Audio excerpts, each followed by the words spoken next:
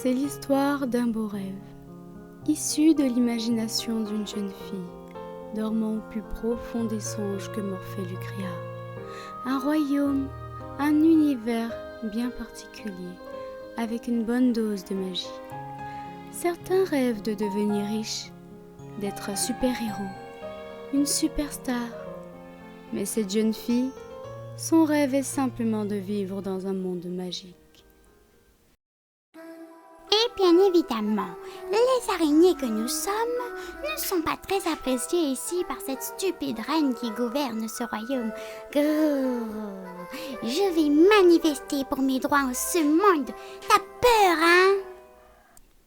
Dans ce royaume, de nombreux chemins s'y retrouvent sous de belles lueurs bleutées. On peut également y retrouver d'adorables boules de poils à 4 pattes avec des moustaches qui vous bondiront dessus, vous accueilleront chaleureusement et vous scruteront où que vous allez. Voici la personne ayant le statut de reine de ce royaume. Je sais. Pas de robe, pas de trône en vue, pas de serviteur non plus.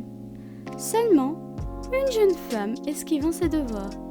Mais attendez, pourquoi y a-t-il le hashtag Sauver le creepy sur ce post-it? Alors, le thème du jour est Dodge. Go esquiver le dessin d'aujourd'hui alors. Ne soyez point déçus, malgré tout notre reine ne reste pas là sans rien faire.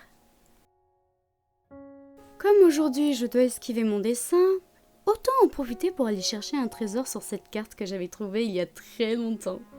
Je ne sais pas d'où elle sort exactement, si c'est une farce ou simplement une vraie, mais puisque j'ai du temps, autant partir à l'aventure. Après plusieurs heures de recherche, notre reine trouva un coffre bien caché au milieu de buissons bien épais. Celui-ci contenait divers trésors. Reconnaissez-vous certains d'entre eux? N'hésitez pas à répondre en commentaire sous la vidéo.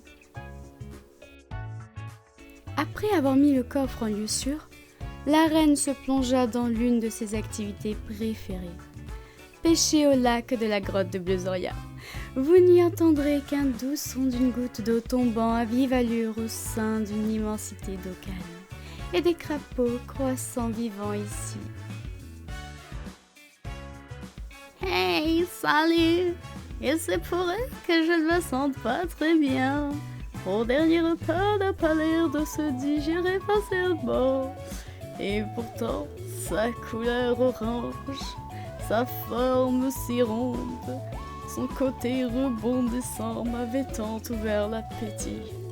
Quand je l'ai vu hier, en sortant pour la première fois de ma grotte. Je ne sais pas si je devrais regretter mon choix maintenant, mais il avait si bon goût.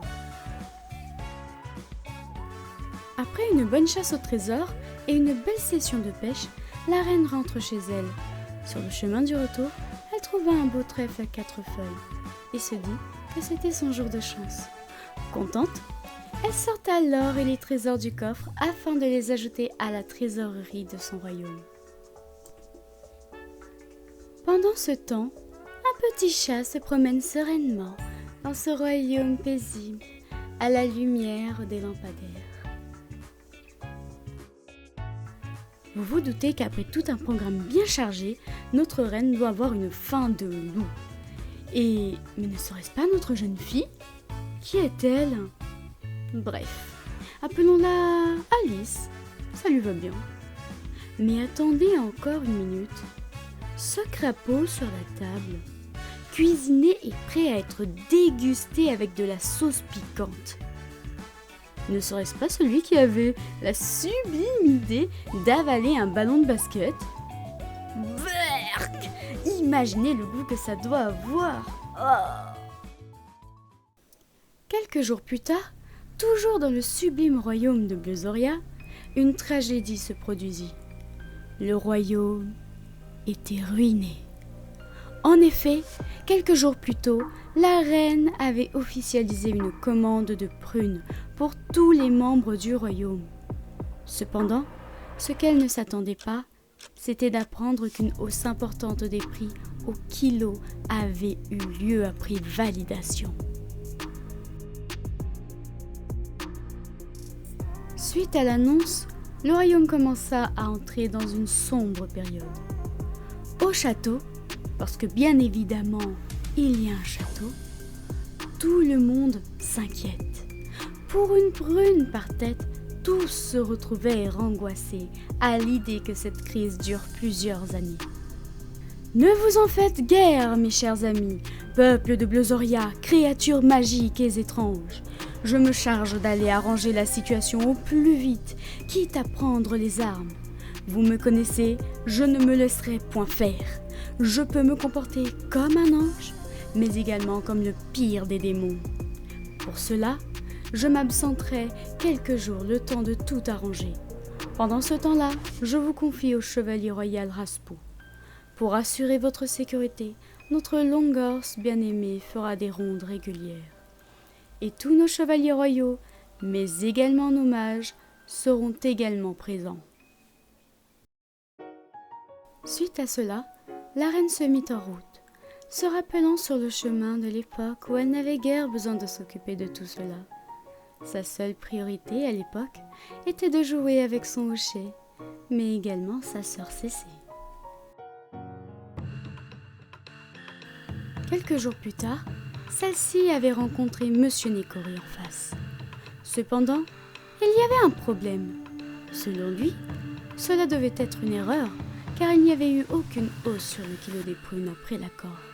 Mais donc, d'où sortait ce papier qui inquiétait tant le peuple ? Il était temps de rentrer à la maison. À son retour dans son royaume bien-aimé, quelle n'a pas été sa surprise de se faire arrêter et emprisonner dans les sous-sols du château par le tyrannique Raspou. Et oui, ce n'était pas un chevalier royal exemplaire. Il attendait le bon moment pour attaquer sans prendre au trône de la reine. Les autres chevaliers royaux et mages n'ont rien pu faire. Et le Longhorse, quant à lui, ne se mêle jamais aux problèmes internes. Dans sa cellule, la reine avait fait la connaissance de Joseph. Il était mort depuis longtemps, mais toujours bien vivant. Il racontait des blagues et faisait passer le temps plus facilement. Ensemble, ils organisèrent leur évasion.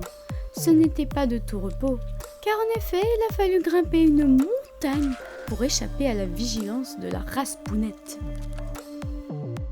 Cela avait pris plusieurs semaines pour que la reine trouve des alliés de confiance afin de libérer son beau royaume auquel elle tient tant.